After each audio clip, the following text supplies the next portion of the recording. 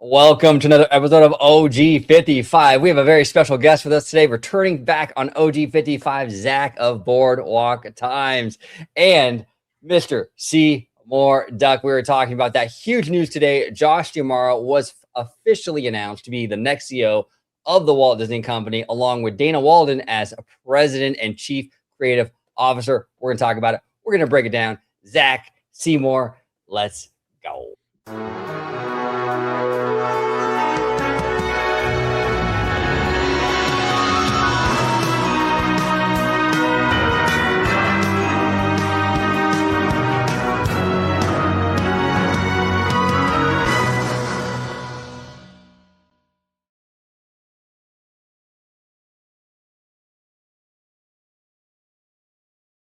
Welcome aboard, everybody, to another episode of OG 55. We have huge news that dropped today about the Walt Disney Company. The long-awaited successor to Bob Iger has been announced. Crazy news day. But before we do, I want to introduce my fantastic panel. Zach is back from Boardwalk Times. How are you, sir? It's good to see you. It's great to be back on OG 55, and it's just great to see you, and it's just awesome to be here. Yeah, absolutely. We love having you on, Zach. And if you could just remind everybody how they can find you on social media, where they can subscribe to you, all that good stuff. Of course, you can just follow us on social media at Boardwalk Times. We're on Twitter, Threads, YouTube, Instagram, Facebook, Blue Sky. I mean, LinkedIn. LinkedIn's also another one we're doing well on. Really, just at Boardwalk Times is our handle, and we're on there. And then if you want to follow us more directly, our website is boardwalktimes.net. There he is. There he is. Yeah, Boardwalk Times. Everybody at home that's not familiar with what Zach and his team do, they are the go-to when it comes to a lot of breaking Disney news, whether it be the CEO stuff, corporate stuff, quarterly earnings reports, even just like movie news or park news. Boardwalk Times is your spot. So make sure you follow, subscribe, and show Zach and the team over there all the love. And again, thank you, Zach, for joining us today. And Mr. Seymour Duck with a brand new look, looking like a Muppet. Hello. Duck. How are you? How you doing, Seymour? I'm doing well. Yeah, I got to redesign tomorrow. The Muppets are coming, and I don't know. I was bored today. I had vacation today, so I was like, let me do something, and it works. Yeah, no, you look great, Mr. Duck. You look absolutely great. If you could let everybody at home know where they can find you on social media, then we'll get the party started. Yeah, I just want to say, though, I'm excited to nerd out with you guys and do corporate talk. Every time, OG, you invite me to do corporate talk, I'm like, yes, let me nerd out. And no, we love having you. Excited to talk with Zach and talk about corporate as well. First time. Absolutely. Absolutely. And yeah, you can find me at Mr. Seymour Duck on X or here at the Duck Pond on Orange Grove 55. Yeah, Seymour has a great late night talk show style show here on OT 55, talking business, talking anime, and all this really cool niche topic. So make sure everybody at home check it out. It's in the playlist. You'll have a good time. It's a really fun show. All right, so we got this website here. I think Zach might know this one, boardwalktimes.net. Yeah, recognize it. It looks familiar, but again, I'll link all this down below. Make sure everybody you support Boardwalk Times. It says here, the Walt Disney Company names Josh D'Amaro its new CEO. The Walt Disney Company has named Josh D'Amaro as its new CEO. Dana Walden will become Disney's president and chief creative officer. And then it says here, the Walt Disney Company has selected Disney Experiences Josh D'Amaro as its next chief executive officer. D'Amaro will succeed longtime Disney CEO Bob Iger. D'Amaro's tenure as CEO of Disney will start on March 18th during Disney's annual shareholders meeting. The Disney board also intends on appointing D'Amaro as a director immediately following the meeting. So, Zach, I'll start with you, and then I'll go to Seymour. This has been long rumored, right? It's really been a race between Dana and Josh for the longest time, right? And I don't know, somewhere along the way, Josh has really just kind of on your left, kind of surpassed her, because she was really it was like hers to lose initially. I mean, to be honest, but then Josh came through, and then it was like he was like kind of like way ahead, it felt like, and then they just made it official today. But what are your thoughts on this, and what are your thoughts on it happening March 18th, which is kind of soon? It's pretty incredible, his rise. The ascension of Josh D'Amaro will be studied, and we will be breaking it down probably for years to come, because you're right, Dana Walden was the front runner, but I would also say that was the Hollywood trades. They were like, oh, it's got to be Dana Walden because, she's a beloved Hollywood executive. Well, the business changed, and Josh D'Amaro really, with Disney Experiences, as you see in the article, it's like his division brought in 36 billion in annual revenue in fiscal year 2025, and he's also managing like 80% of Disney's overall workforce. So I mean, he's just became so far ahead, especially with the turbocharging efforts in Experiences. It just like his lead, just he almost just became undeniable, where he built such a case for himself, and he also had such a clear vision, and every time he had a media appearance, it's like he just articulated his vision. And I really do think the reason why Walden did not get this was, I don't think Walden articulated her vision for the company on the scale Josh did. I feel like Josh utilized every opportunity to be like, this is our culture, this is Imagineering, this is Disney Experiences. Hey, by the way, gaming, we need to do that. Let's go invest in Epic Games. Like, he just really, to me, took the reins and basically, just snatched that top spot. But as the chairman of the board, James Gorman, said, he just really became this undeniable great candidate that you're like, he's the best guy to lead Disney right now. And I do think, though, to give Dana Walden her due, I think this is the best case scenario overall, though, because I mean, Dana she's still a very talented executive, and now she is going to be in the president role, which was made famous by people like Frank Wells and like Walt Disney president. Roy Disney was the president. Historic role. And then also, she's the first ever chief creative officer, which is just what an honor. And so she'll be guiding this company alongside D'Amaro. She won't be in the top spot, but she still gets to be the number 2 at Disney, which everyone was like, oh, Dana's going to leave Disney. I never bought into that, because why would Dana go be the 6th most important person at Netflix, or like the 8th person at Paramount, when she could be the number 2 at Disney? That's at least just my take on the situation initially. No, well said, Zach. I completely agree with you. And it's funny with when it comes to Disney, it's a unique animal, right? Like, perfect example is Bob Chapek, who, for any other company, if Chapek was CEO of Staples or Coca-Cola or any other company, he would absolutely hit home runs and crush it. He's a businessman and he knows what he's doing. He's really smart and savvy, but he doesn't have that charisma and that front-facing sort of like way about him, which really did hurt him. That smooth factor a little bit. Yes. And that hurt him big time. It was kind of his Achilles heel, especially with the Hollywood, like these Hollywood circles and what have you. Josh is unique in the sense where he's a savvy executive, obviously, because he has maneuvered his way really well through this CEO race.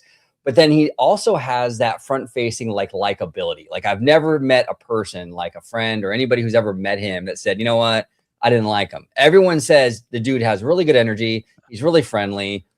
You know what I'm saying? So, I mean, that goes a long way, I think, when you're a Disney CEO. It's almost like we kind of come to expect that now after Uncle Walt and even Michael Eisner. Michael Eisner brought that energy, right? Yep.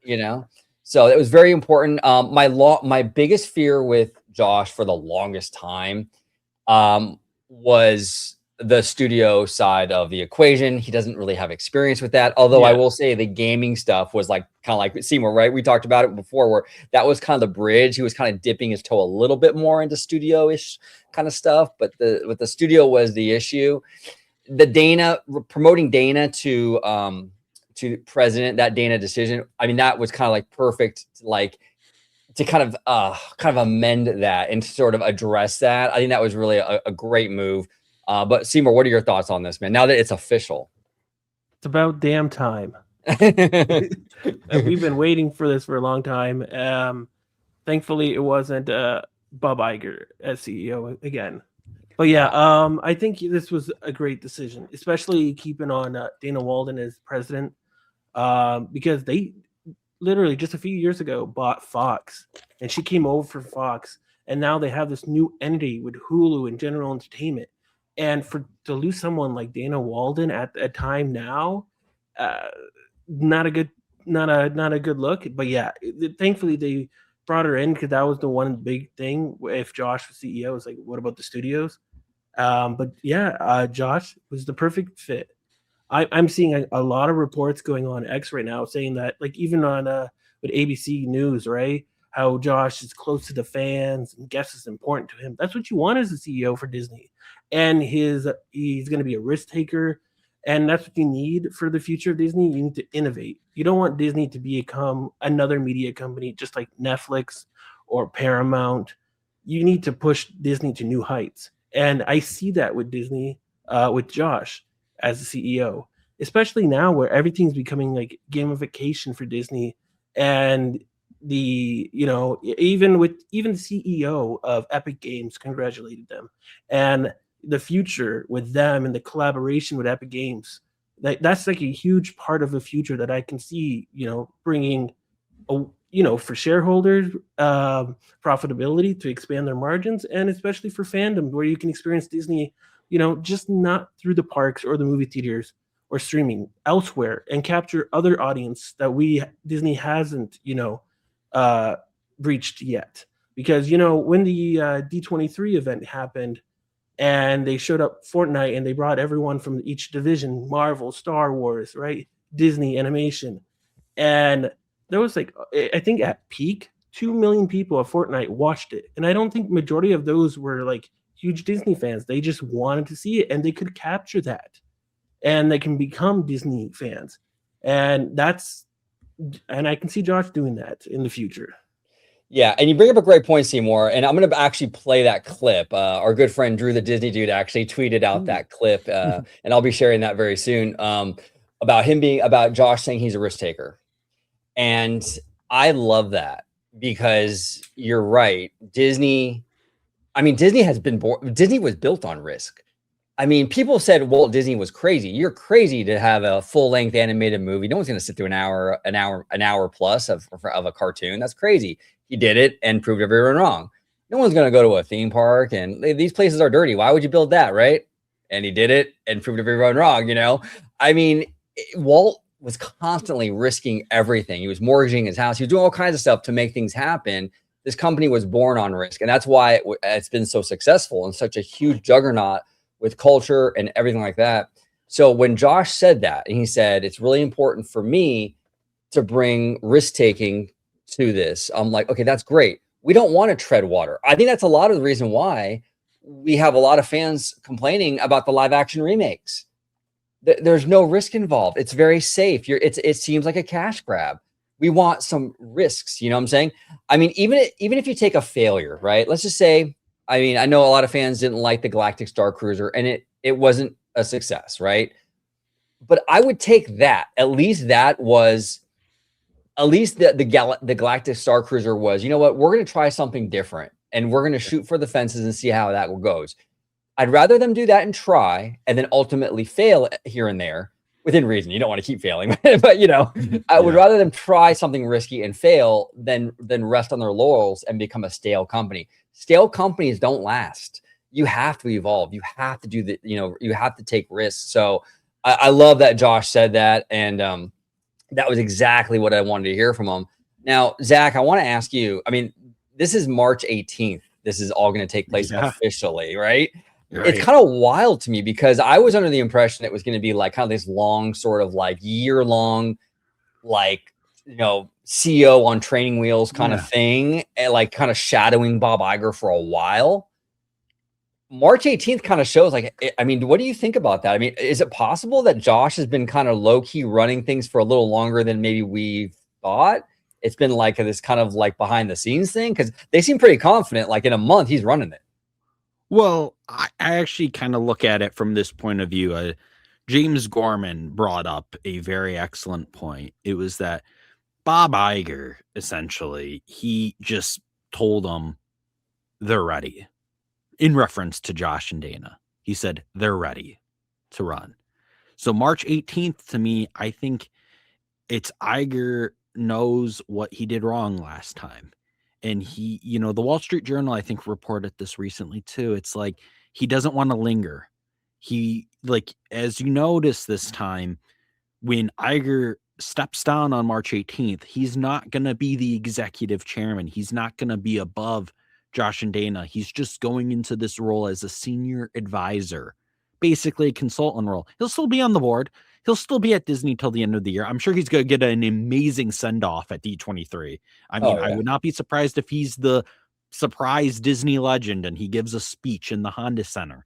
I mean, I think Iger will get the farewell tour, but I do think they made the decision with March 18th as, hey, it's our annual shareholders meeting. And even like what James Gorman was saying, Wall Street has not been evaluating Disney correctly. They've not been valuing Disney for really what it's worth. Maybe the kickoff of this new D'Amaro Dana era on March 18th, maybe this will be the new investor story. It will be fascinating to see how Josh handles some of these questions. It'll be fascinating to see if Dana is answering questions as well. I mean, there's a lot of unknowns, but I just think it comes down to they were ready. And I also think a good indication of that, OG, was everyone was reporting that the board had to vote and meet today and Wednesday. Well, guess what? They announced it this morning. They knew their guy. They knew their guy was going to be Josh. And then they also knew that Dana was going to be a pivotal player in the whole succession planning. And I mean, once again, I just come back to James Gorman, who really zeroed in on the succession planning. And he just basically was like, we got talent at Disney. Let's retain the talent. And then they're also going to just continue to develop Josh and develop Dana. And James Gorman even said when he became the CEO at Morgan Stanley, he didn't have all the answers. He had to learn. He wasn't a banker, but he came in, he became a CEO, very successful run at Morgan Stanley, and look what he just did at Disney. So I do think, Josh and Dana, they're ready. The March 18th will be very fascinating. And I also do think this is a way to maybe avoid potential succession drama, because I think you don't want Iger lingering around too much longer just because you don't want media outlets or other people. I don't know what factors could come. You don't want anything damaging what right now today was such a joyful day and such a big win for the Walt Disney Company and for its fans and for cast members. I mean, I think they have a good thing going on, and I just think they just have to really stay laser focused on the plan at hand. And I'm very excited to see what Josh and Dana cook up on March 18th, honestly. Yeah, I agree with you. And you make a great point, Zach, where it's you're learning on the job. I think that's important too. Because there is a lot of truth to that, because if you look at like Michael Eisner coming in, right, in the mid 80s, he came from Paramount, I believe. And Frank Wells came from Warner Brothers. These were studio guys, right? Yep. And they came in and they didn't have any theme park experience at all. Yeah. And they hit home runs like crazy. I mean, we got Indiana Jones Adventure. We got all kinds of, really some great stuff on Michael Eisner's watch and Frank Wells. What they did with Walt Disney World and expanding that whole property on Eisner's watch, incredible. Even Disneyland Resort. I mean, I know DCA 1.0 isn't like looked upon as a great park initially, which I love DCA now, I do, but building that park was such a huge deal. Like just getting that thing built and turning Disneyland Resort into a 2-park resort was needed for the future of Disneyland.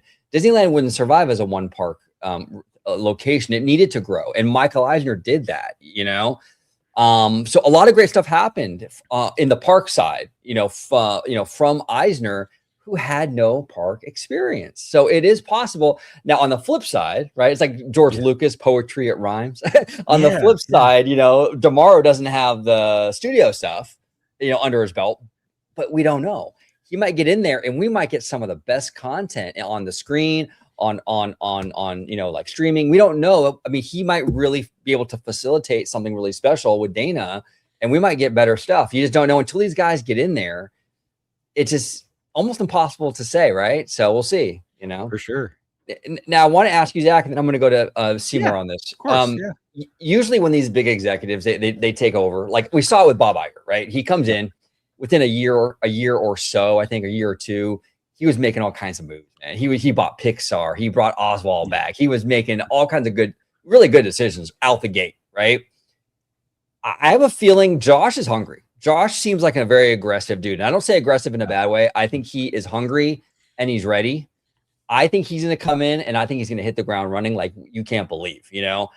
I think big things are going to happen pretty early on with it. You know, not like the first week or anything like that, nothing crazy, but like I do believe like the first year to 18 months, we're going to see some big stuff coming from Josh D'Amaro. What's your take on that? And like, if so, any predictions as to what we might see from him? Yeah, I do have some predictions, and I'm gonna be curious to hear what some of your guys' predictions are as well. But I think, Josh is gonna hit the ground running, and I do think D23 this year is going to be very much like a look at us go type moment. I think we're going to get a lot of details on what's coming to Disney Experiences and the Disney Cruise Line, but I think he's also going to hit the layups. And I mean, by layups, I predicted this in my newsletter, and I know people have different thoughts on it, but it's like I I could see him telling Dave Filoni, "Hey, go green light the hunt for Ben Solo. Just give the fans what they want. If it doesn't make a billion, doesn't make a billion, but we gave them what they wanted." I mean, I could see him doing those little easy wins out of the gate to get people, just to get people excited and going. I also, there's some speculation.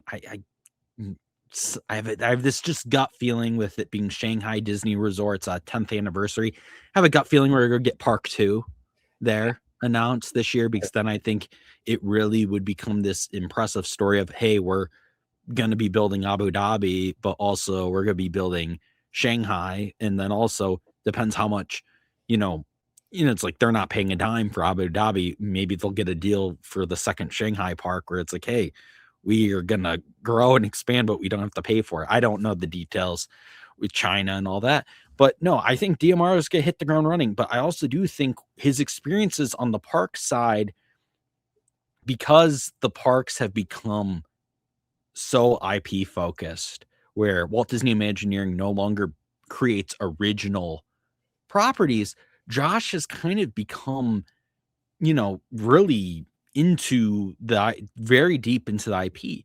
So he knows the certain Disney franchises that are working in the parks. He knows what they need more of. He knows what might be the things they need to bring into Fortnite or consumer products. I think they all know Stitch is working. Let's do more with Stitch. There's going to be easy kind of things that I think we're going to see him bring his experience, but hit the ground running on the studio side. I wouldn't be surprised if we see some splashy moves. I wouldn't be surprised if he works over some stars. Like, as you said, OG, I mean, I've not really heard anything bad about this guy from people who've met him, Right. personally, have gone and talked to him in person. And it's evident today. It's like my entire LinkedIn feed and my entire Instagram feed is all people congratulating Josh D'Amaro, and they all have photos with him, and they all have personal anecdotes. It's not just like, hey, congrats, Josh. It's Josh D'Amaro told me this, or I worked with Josh D'Amaro 20 years ago, and one of my fellow cast members said, we're going to all be working for Josh one day. Like, just different things. And it's like, you go, whoa, this dude was cultivating a culture at Disney in this parks division for years, and it's paid off. Now, imagine what he could do once he meets the studios people. And I feel like if the studios people are like the Kevin Feige's and Dave Filoni's, who do have good relationships with Josh D'Amaro, I think he's going to win some people over. And it's just exciting. But I'm curious to hear both of your guys' predictions on what will he do. I'm just curious, like you guys. Yeah, there's a lot he can do park side, I think. I mean, one easy layup he could do is get rid of reservations completely. I mean, I think that would be something that, like, if you really want to like win these fans over, that would be an easy win. Even something like now this is a little bit more of a long shot, but maybe you never know. Any kind of new Tomorrowland news for Disneyland, I think would be huge. Because our Tomorrowland is rough. It's rough out here. Really bad. I hate saying Yeah. that, but Yeah, it is. It's really bad. I mean, if they could do something like that, I mean, that would really be an easy win for him. I could see him making big moves with stuff like that. So we'll kind of see. You know, I'm hoping. I'm really hoping. I wouldn't even be surprised if some of this recent news that we got, you know, with Vader coming to Galaxy's Edge and John Williams music being played and all that. This is like a checklist of all the stuff fans wanted, which came just a couple weeks before his announcement. You know. yeah. It's interesting. I mean, the timing, I feel like he's maybe been making moves a little bit before, like big moves, kind of setting up. You know, he knew he got the job. He's kind of setting things up for himself. So that might have been like a taste of kind of what we might see. He listens. That's one thing about Josh. He listens to the fans. So we're going to get some of the stuff with, like, you know, I think that fans have been asking for a long time. Who knows? Maybe we'll get the Yeti fixed over at Everest or something like that. I mean, I feel like some of these things is Josh's style. Like, hey, I'm a man of the people, right? Yeah. I'm gonna do these things, 100%. and you know, so I can definitely see that. Oh, go ahead. I'm sorry. No, you're right. The man of the people. I mean, I remember OG, me, you, and George. I remember after the Honda Center the one night, and Josh with the, Josh got destroyed the one year at Destination D20, or no, he got destroyed at a previous D23 for doing Blue Sky. And, he comes out at the Honda Center and he basically goes, no blue sky tonight, and the crowd goes crazy when he says it. So he listens and he adjusts to the feedback. And that's kind of what you need in a CEO. No, you're right. That D23, that Honda Center was going nuts. I mean, I walked out that thing. We walked to the Uber drop off, all of us together. I remember that night, and we were all talking like, you couldn't have crafted a more perfect parks panel. I mean, he was just dropping these big news drops, and then you had Deadpool in there with the comedy and stuff. I mean, it was flawless, and he just announced a lot for everybody. Like, it was like Florida got a ton of love, California got a ton of love. So it was a really great night. Mr. Seymour Duck, I know you're into the more studio and gaming side. What do you think we might see? What are some big moves Josh might do out the gate? First, I just want to state, because you were talking about how if they're ready, right? They set it up so that they have people that can help them. They have the board members, right? They hired Hugh Johnson, and then they even hired now Ben Swinburne, if I'm saying that right, for investors relation and corporate strategy, which would be under Hugh Johnson, and all these pieces I'm seeing together, right? Even the new marketing team that Disney's now having, where they have each person in each division, they're planning a great future for Dana Walden and Josh. And I just wanted to state that I think they have a great team at Disney that will help push and levitate the strategies that those two want to do in the future. Absolutely. Which is, for the longest time, and I think, because I've been seeing these videos, Josh being, ambitious and wants to do big things. It's been rumored for the longest time that Disney wants to create a platform, like an Amazon Prime platform, where it's a subscription service, right? You get discounts to hotels, to the parks. You get maybe even discounts to merch, or even get free merch monthly service. You get a subscription service, Disney Plus, which is why they're moving Hulu into one platform, make it more seamless. And they even integrated, they have a new sign up. You can see the clues that are coming in. Even a new sign up called My Disney account now. So they're trying to integrate everything as one instead of having a Disney Plus account. And then even when you go to Epic Games now, you can connect your My Disney account to Epic Games. So it's like, oh, they're going to bring in that collaboration as well, integrated to that My Disney account. But if that's also integrated to that service, that Amazon Prime, I'm all for it. And I see that as pushing, because when we saw the videos of Josh, with Drew the Disney dude was showing it, it felt like he was a tech CEO that was going to push Disney to new heights. Yeah. And that's why I'm excited for him as a CEO, because I don't want Disney just to be another Netflix, another Paramount. I want them to push different, and plus shareholders are going to demand something different as well. If it's just every other company, then they're just going to plateau. I believe the strategy that we're seeing, all these little pieces are coming, the gamification, and the Amazon Prime style that's been rumored, even all the way down to like Bob Chapek was talking about it long ago. I can see things like that happening under his leadership, and I'm Yeah. excited. Oh, guys, I'm sorry, Seymour. What was that? No, I would just say I'm excited as a fan. I am excited because you know me, I'm not a real big parks person, but if I can experience parks in a digital form, where I can experience other things from Disney, if I don't have to go to the parks because it's too expensive, I would like for that to happen. You know, the Muppets, like the 3D, right? They're going to release that. There was rumors that it's being released for VR headsets. You know, I haven't gone to the parks. I have never seen that before. But if I can experience that myself digitally at home, I will. I'm excited for the Muppets that are being released on Wednesday. As you can see, I even modified my whole set to be it. You know, so there's these things that, you know, Josh can do to help fans who don't have access to Disney as much. And I'm all Yeah. for that. Yeah, I am too. I think Disney, I like the fact, and I'm going to actually bring this up while we're talking about, being different and actually, taking risks. Let's actually listen. This is courtesy of our good friend, Drew, the Disney dude. We love Drew. He's amazing. Everyone needs to follow him on all platforms, Drew, right there. But Josh was actually interviewed today on ABC News at it was like a couple hours ago, actually. This is fresh off the press. Let's go ahead and play this.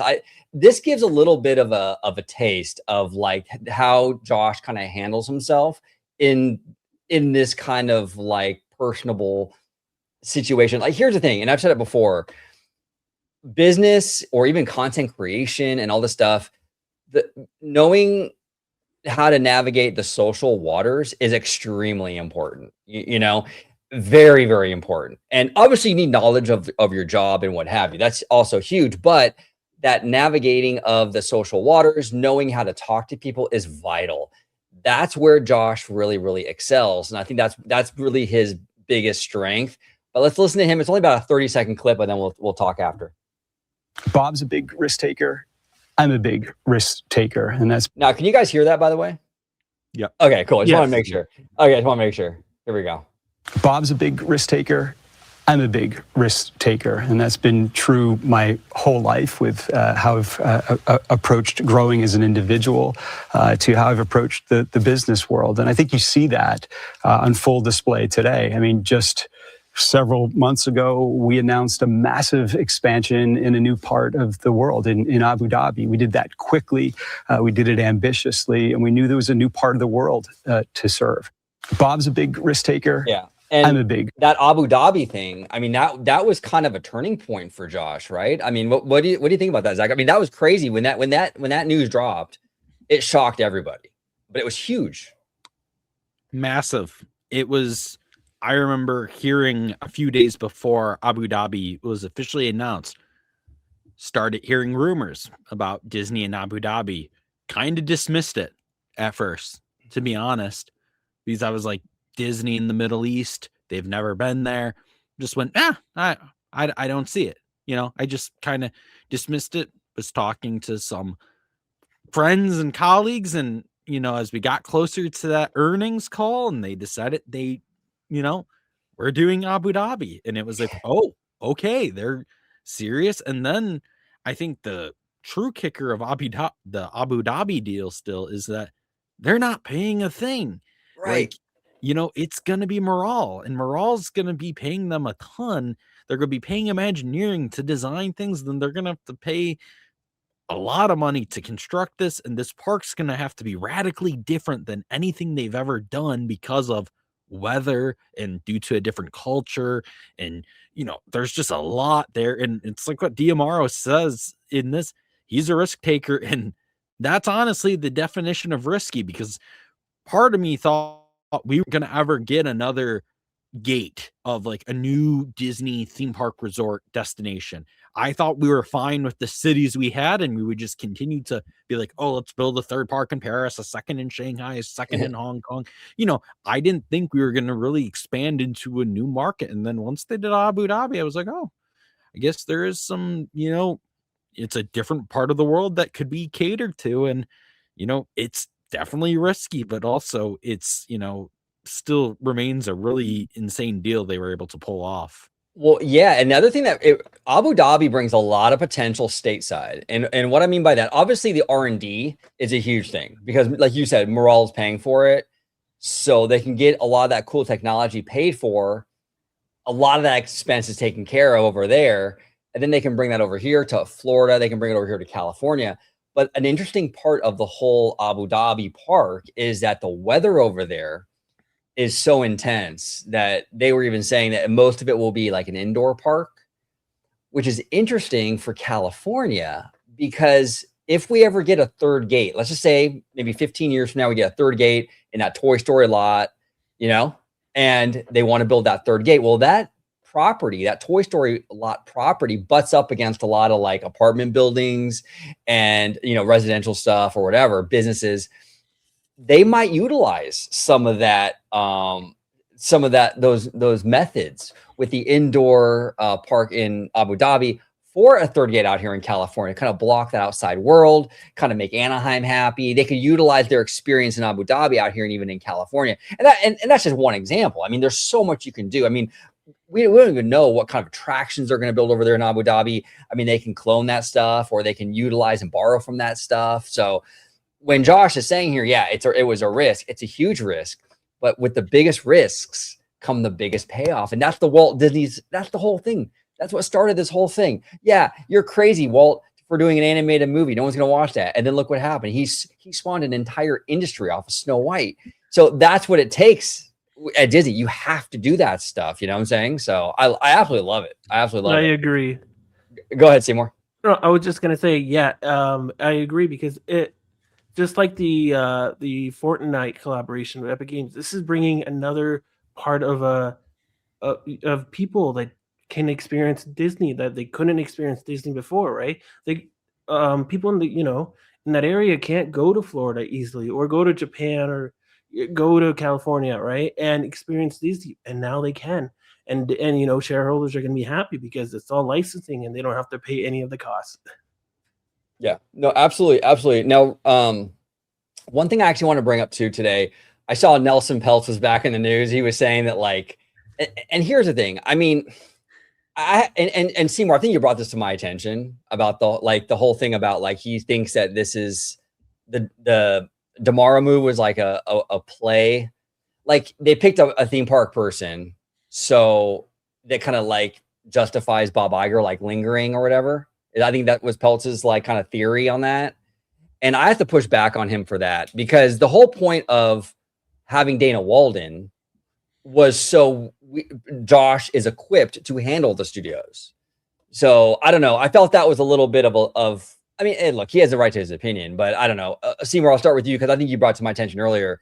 What's your take on that whole thing? I just thought that was kind of weird because it's the whole reason why they elevated Dana was for the studio stuff. Why would Iger need to linger around? You have Dana. She can handle it, right? I think he's salty because he sold his shares and now he's like, oh, well, we got to make Disney look bad. No, I think he's just, I really think he's just salty. Dana Walden is there for that reason, for the reason to ensure that the studios and everything around it, right?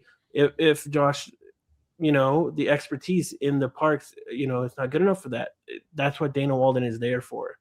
And why would they promote her if Bob Iger is just going to go and take that position? You know what I mean? It's just weird. Yeah, and that was a weird theory. I think he just wants to be relevant again because he left. He left. I think he got kicked out of the Wendy's board of directors. He was the chairman. He got kicked out. But yeah, I think he's just salty because everyone was against him. He didn't get the votes from the shareholders. I think it was 2-1 or something like that. I forget exactly, but the majority of them did not want him. I remember, George Lucas didn't. Nobody wanted him on there. Most of it, and he sold his shares after when he didn't get to get on the board. Yeah, that's crazy. Now, Zach, did you hear this news today about Peltz? And what's your take on? Do you have a different perspective on it? Or are you kind of on the same page as Seymour and I? I saw the Nelson Peltz news very briefly. I just kind of had a chuckle though, because, it's just, he put up a shareholders battle for Disney and he lost, like, as Seymour just said right there. It's like you had everyone come out of the woodwork and unite basically against this guy, and he was not successful in his pursuit for Disney, and he also wasn't really bringing any ideas to the table that were all that different from what they were already doing as well. And yeah, I just don't think, I think it's an attention grab, because the thing is, it's like Josh, I think, would have been fine handling things with the studios, because I do think Disney would have still been able to keep people there. Having Dana is just the exclamation point. It's like, Yeah. okay, cool, you got someone now. And also, this is something that's very under the radar, because I think a lot of fans look at Dana surface level, and I think most of them thought that Dana's been like in film for years. She hasn't actually. She's been just TV and streaming, where now this is the first time where Dana's now going to actually get to integrate with Walt Disney Studios. So Dana is now going to get to use her talent relationships on the film side. So there's a lot of potential there of her now shepherding new filmmakers. And maybe, maybe there's some actors she's friendly with that, it could benefit Marvel and Star Wars, and, just different, having another set of eyes on the studio side now, where I think the whole Iger lingering around. I really do think Iger is done this Yeah. time. I think Iger, this was a tough second run for him, but they did get Disney back into a better position. He couldn't ask for two better people to succeed him, because, I'm pretty sure he's really good friends with Dana, and I think he respects Josh. So, I mean, I just think it's really the ideal scenario for him to kind of go off into the sunset now. And the whole Peltz thing is just kind of mind boggling, because Iger also is not going to want to step on Dana's toes either, because I mean, he really respects her as well. He wouldn't want to be seen like he's overtaking her spot, to guide Josh and stuff on the studio side either. So yeah, the Peltz thing though, is, I just think I don't even know why he was even asked that, to be honest. I think it's Yeah. just such a weird, just because now look, we're talking about it, but like, it's just a little weird. No, I completely agree. I totally forgot about him until today when I saw that. Oh yeah, Peltz. He was a thing a while back, right?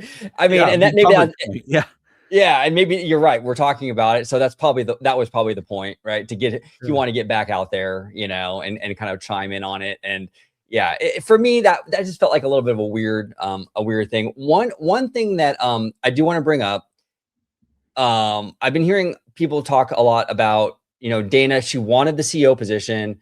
She got I won't say passed over, but she didn't get it, and then she became president.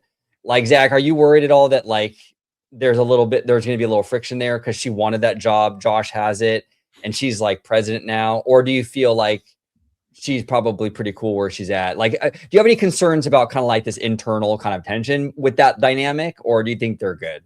This internal rivalry per se, Yeah. I actually think they're good. The only reason why I think that, though, is a few weeks ago, actually, Dana Walden was the subject of a mini kind of Bloomberg documentary. I think it was Emily Chang at Bloomberg did it, and it was all about Dana Walden and Disney's television and streaming efforts. A lot of people spoke very glowingly of Dana within the piece, but Dana within that piece also came out and said she did not like being pitted against her colleagues, that all her Oh, yeah. colleagues were her friends I and remember stuff. that. And I remember at that time, I was like, oh, I think this is kind of setting up that, she's, kind of friends with some of these people. So she might stick around because she's friendly with them. And even Puck News, I think it was Matthew Bellany and Kim Masters, they both basically revealed in their emails, they're like, yeah, Dana Walden and Josh D'Amaro have like a good,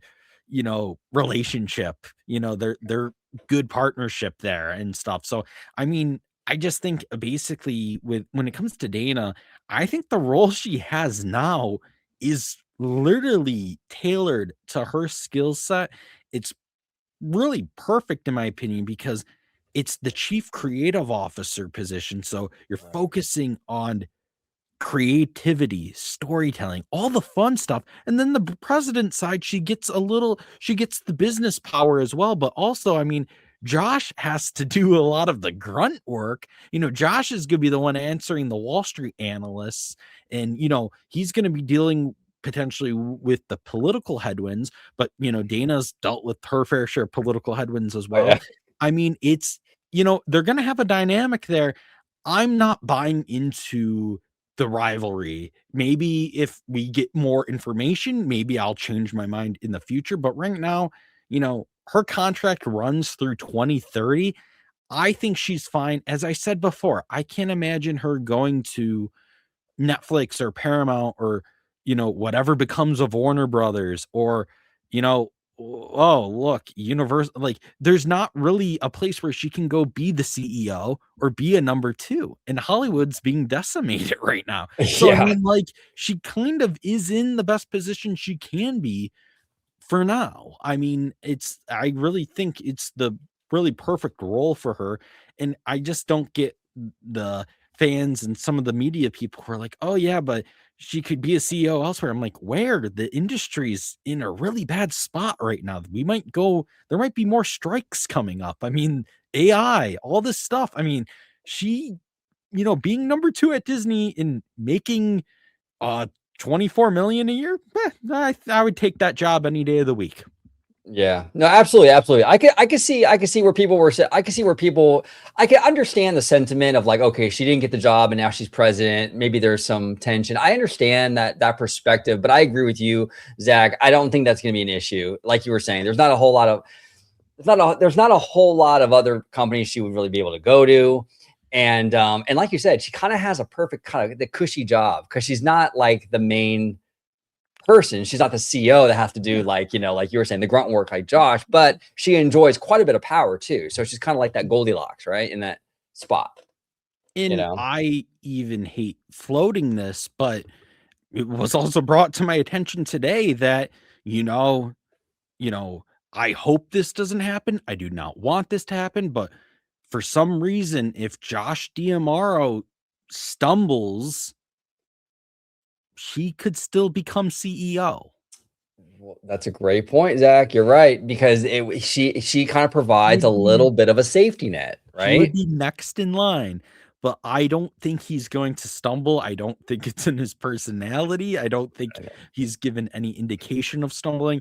I think it would have to be a massive it would have to be a well-organized campaign to get him out of there. Oh no, 100%. He's such a Disney dude to his core that I just can't see it. But no, I do think with her being number two, she, if for some reason anything happened to Josh, she's next. She's go be CEO. She would call the shots. Yeah, and Josh has this whole CEO race made me look at Josh differently, and not in a bad way, not in a bad way at all. He really, really impressed me. And I've been saying this for a long time, like on the channel and stuff. Like he navigated these waters, this CEO race, like masterfully. Like he was just win after win after win. And then he gets on that D23 stage. We were there, Zach, right? I mean, it was like, it was electric in there. Like he fumbled like the expo before, like the couple expos before that. And he gets on that expo stage in the summer of 2024 and hits like a home run like you couldn't believe.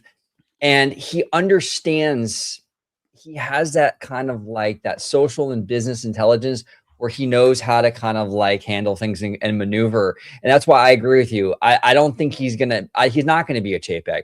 He's not gonna fumble and be indecisive. I think he has a vision. I think that he obviously knows how to navigate. We've seen it in this race.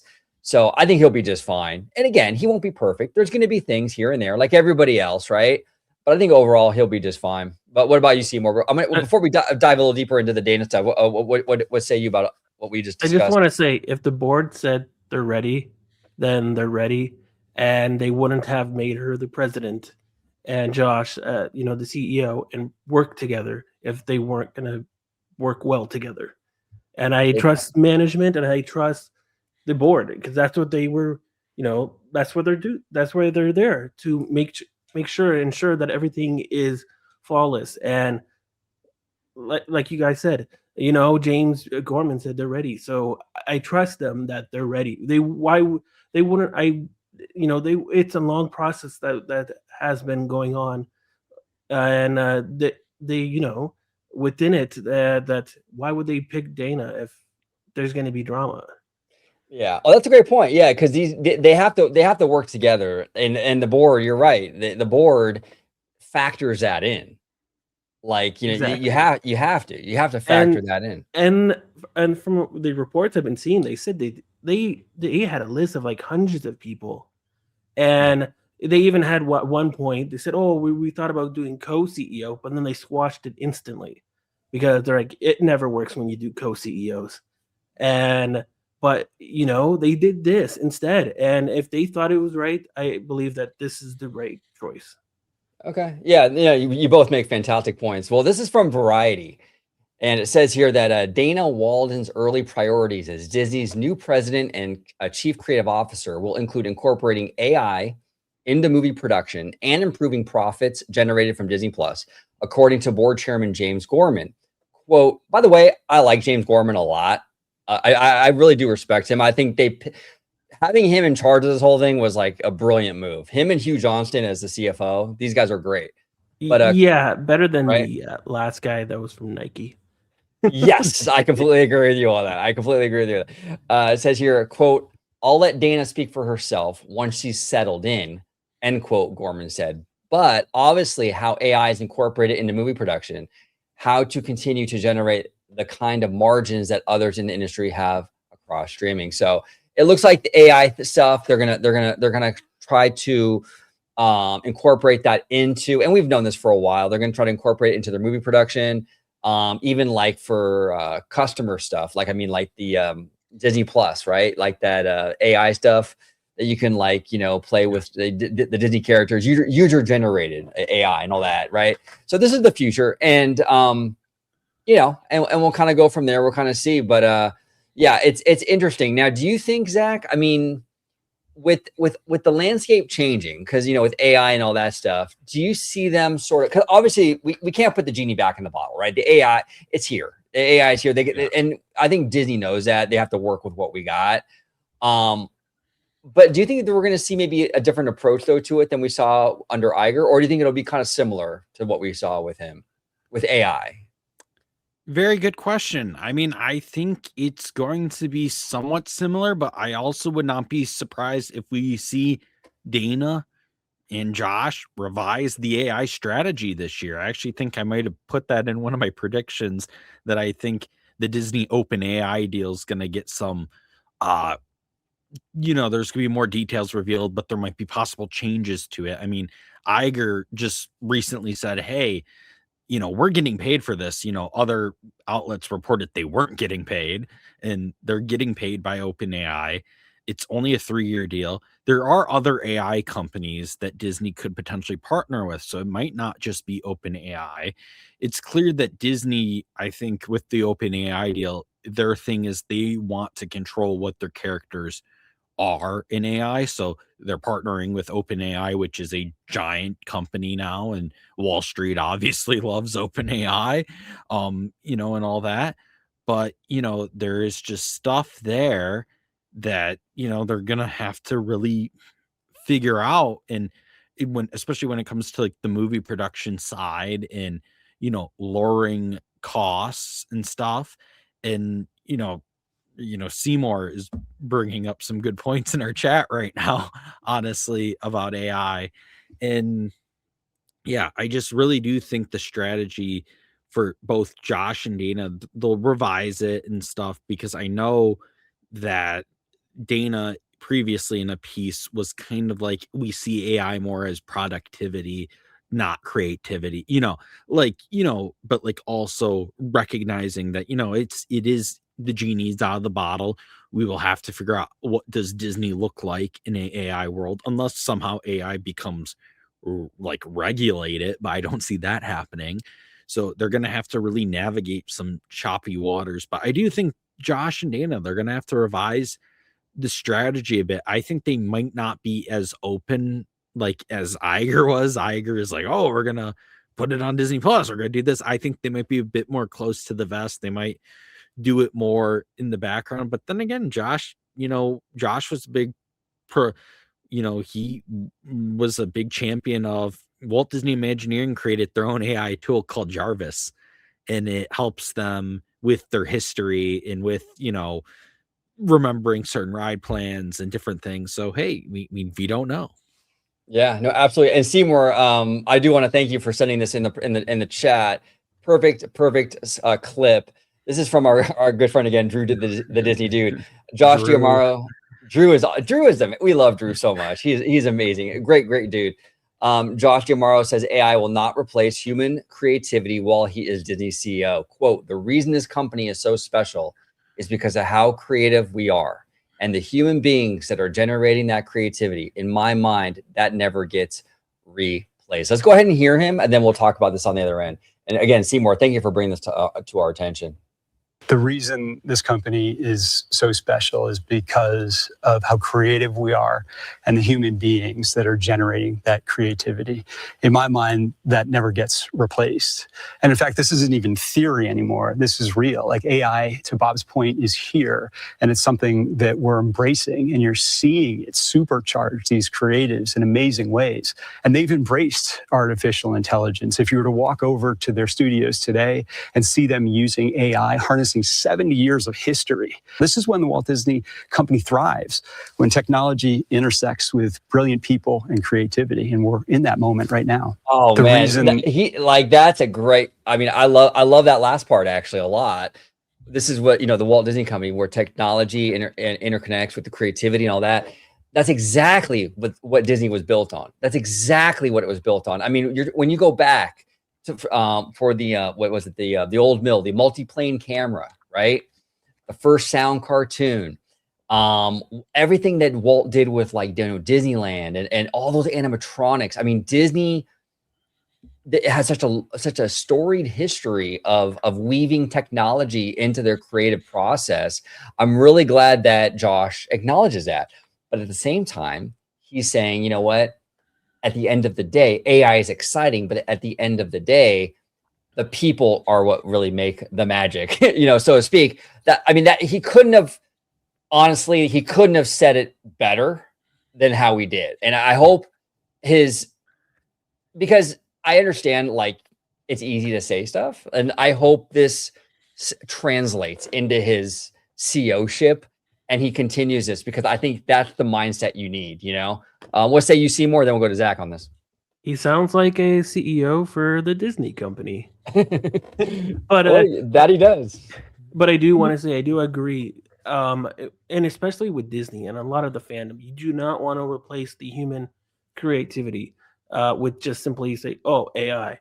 But AI does help boost that creativity, and even reduce costs significantly, to the point where it's like, when you want to render a video, you now use AI to render that video much faster and at a fraction of the cost, even though it doesn't do anything different in the creativity.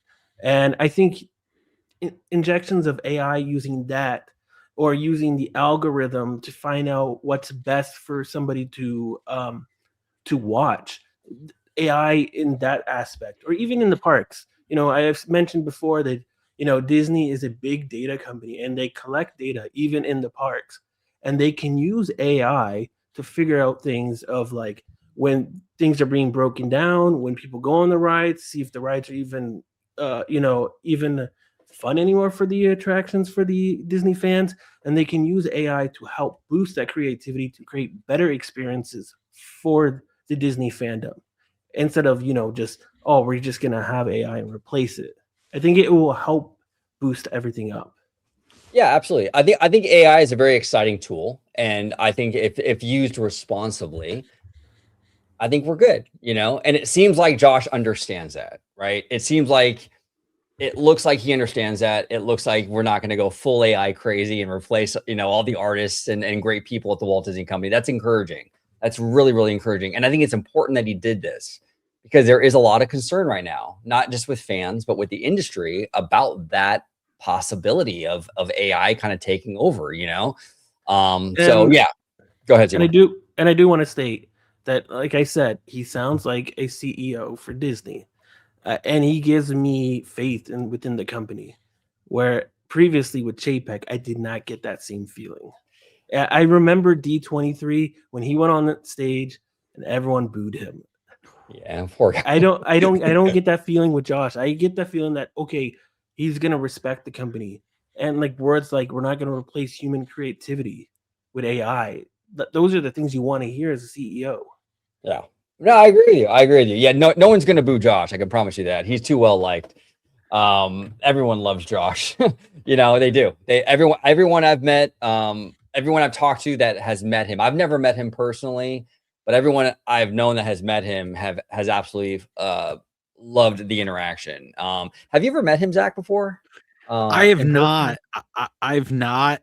You know, there was some times where I thought I was going to, you know, I thought there was gonna be an opportunity, but I mean, who knows? Maybe I'll get to meet him this summer in August during D23. Maybe he'll be walking the show floor and I'll get to say hi or something, or you know, yeah, we'll see. We'll see what happens. You know, maybe I'll get to meet him. I would love to meet him because I mean, you know, I've not heard anything really bad about him from people who've actually met him, who've actually Right. talked to him, and from people who've worked with him directly. Right. So I mean, you know, a lot of high praise there.